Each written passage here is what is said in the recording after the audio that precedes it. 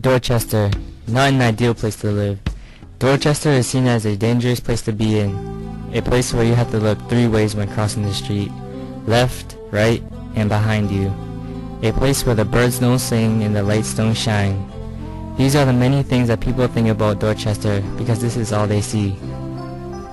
I live in Dorchester, and I can tell you a few things about my community.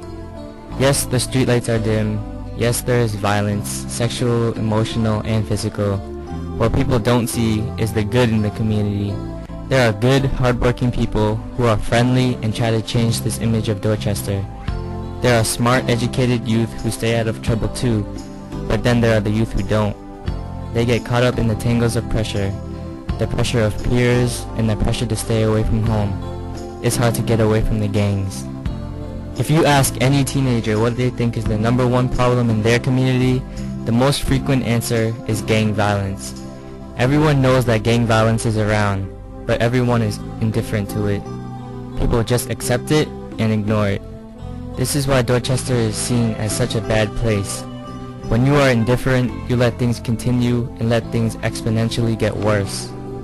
I was one of many who just accepted these things and lived on, but I noticed that the problem of violence was just getting worse.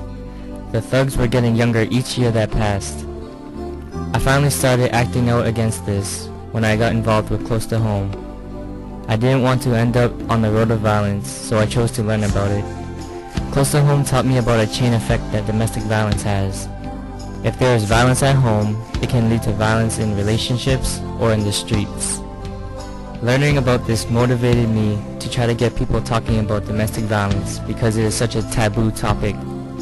Talking about domestic violence not only brings comfort, but it also brings understanding. I tell my friends about domestic violence so they can understand the effect it can have on the community. This is why I choose to use my time productively and to make my community a better place to live in. If the community comes out and talks about domestic violence, it can finally get the spotlight it needs. Domestic violence will always be around, but if people talk and learn about it, it can be prevented. Volunteering at community events and being involved in domestic violence trainings keeps me off the streets, and hey, I get free food too. I am not indifferent to the problems in my community because I choose not to wait for the world to change. A famous poet once said, "We can't change the world unless we change ourselves." I'm passing on this message to you. Take it, think about it, and pass it on.